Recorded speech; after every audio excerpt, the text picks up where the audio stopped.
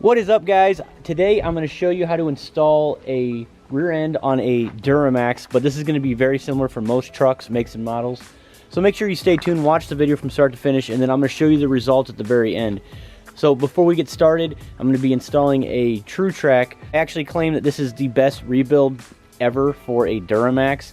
You can check them out at Kodiak Truck. I'll leave their link in the description. The reason for that, there's no governor, there's no clutches, there's nothing really to fail in there, and you're going to be able to put a little more power to the rear, and it's posy. Make sure you watch this video from start to finish, and thank you guys so much for stopping by. Filling up the rear differential, you want to take out the drain plug, and I'm going to tilt this as much as I possibly can, and we're going to go ahead and put some fluid in it. Let it sit for about 20 to 30 minutes, and then I'll go ahead and tilt it on the other side. That way the fluid can get completely inside of the case, and then we're going to go ahead and mount this thing on the truck.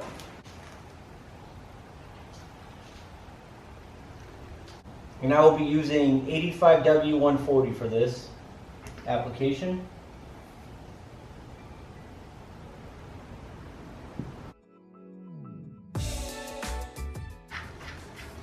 Okay, so we're going to go ahead and reinstall our fill bolt here and go ahead and get this thing back off the ground. And then we're going to go ahead and remove the rear axle off the Duramax here. First, what we're going to go ahead and do is remove our brackets for our brake lines, our e-brake lines. So let's go ahead and take these off right now.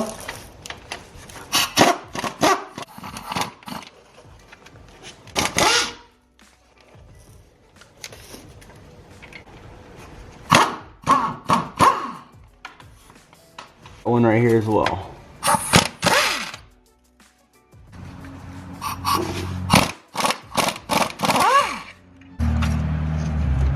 Go ahead and remove these rear shocks while we're at it.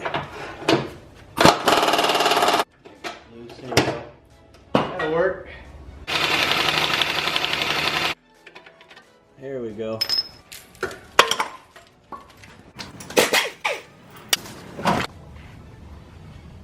So just know that. We'll move this out of the way.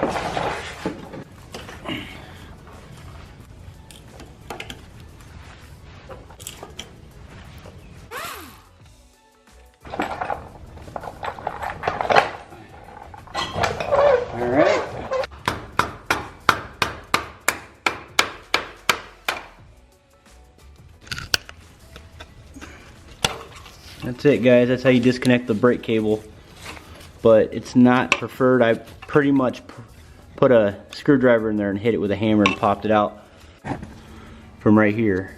So that's how I did it, and I'll do the other side, and we're gonna keep going.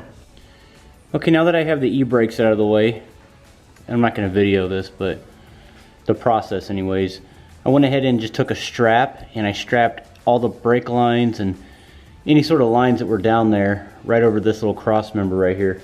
That way there's nothing in the way once I pull the axle out right here, because as you guys can tell, everything is disconnected other than the U-bolts on the other side. I'm gonna go ahead and just cut these U-bolts off. I'm gonna do it on both sides, and at that point I'm gonna go ahead and just lower my axle with the jack, and it all should theoretically come all out at one piece here. What I ended up doing is I went ahead and just put the wheels on, then I took the U-bolts off.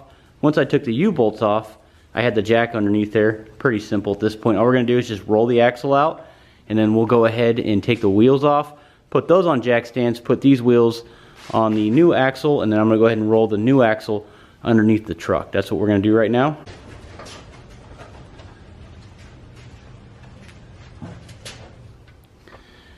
Well, alright guys, we've gotten this far. We're gonna go ahead and get that rear axle rolled underneath the truck. We'll line everything up, and we're going to keep plugging away at it.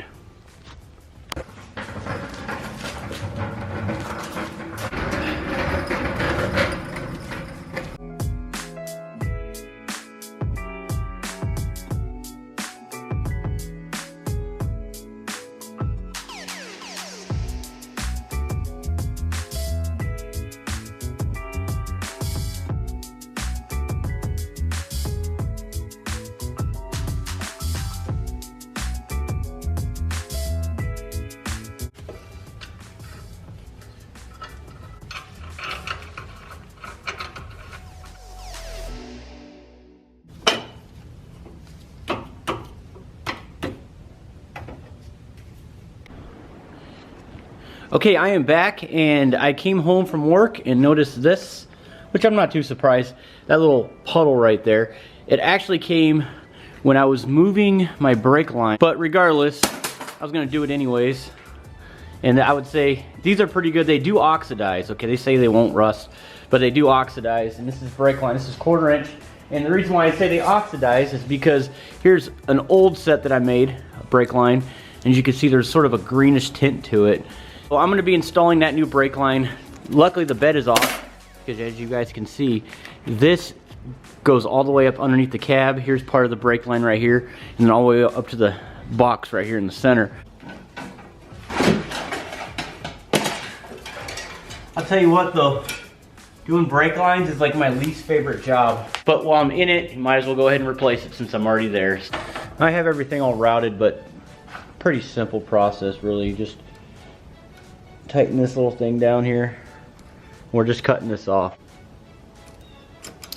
Like that. You want to set it to a 1/4 inch. It says it right there, it's indicated. Just a little bit on the end here. Tighten this down. This little guy in there.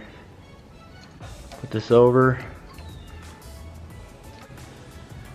Make sure it's pretty even too when you push this down. You don't want to get too crooked or it's not going to seat properly.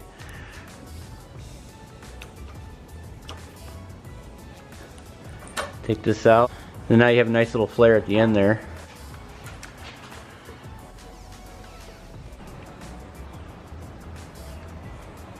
Alright, nice and tight. Everything's in the clips where they need to go, all the way through.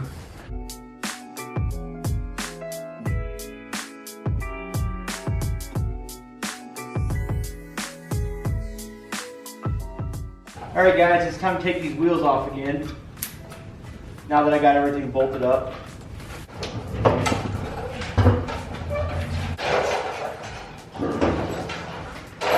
Now that we have that exposed, we're going to go ahead and install the e-brake cable. Go ahead and just hook it on like this. And then all I'm going to do, guys, is I'm just going to stretch this cable out to where it hits right here.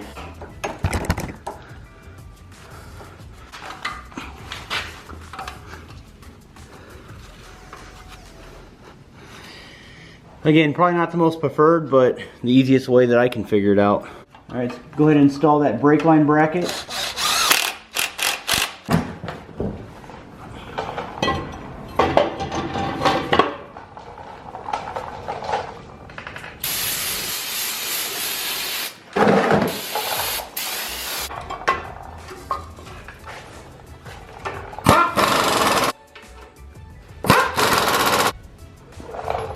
Go ahead and slap your brake pads on.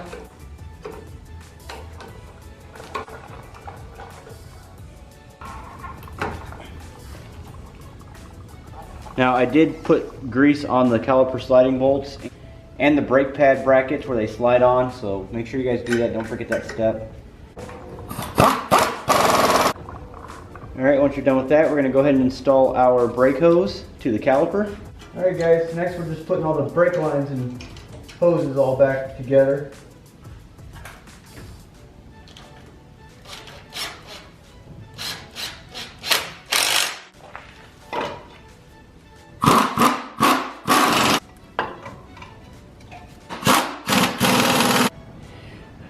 I'm really happy with the setup, the 5100 Bilstien rear shocks and the Kodiak Truck rear end. It's incredible. I cannot wait to just get on it once all this is actually put together. But I did, however, break this brake line right here, and I took it off, and I'm going to replace it with some new brake line. And of course, if you're going to do that side, do the other side. Alright guys, and I did miss that one step, which is installing the drive shaft. It's still sitting there. But as you guys can tell, I installed the new brake lines. And I didn't really have much of an issue other than the brake lines breaking. You know, when I was, that's pretty normal for these northern trucks. So that's pretty much all that I have for today. I grinded most of this frame down back here, not completely done, but I need you guys to stay tuned. And also, I just got done, you know, laying the new weld, and now I'm in the process of just smoothing the weld out, and then we're gonna go ahead and fill it, and then we're gonna paint it. but that's going to be a separate video. You guys need to stay tuned. This truck's going to be a completely different color. I'm really excited. I can't wait for it to be done. I will see you on the next video, guys. Make sure you subscribe. Thanks for watching.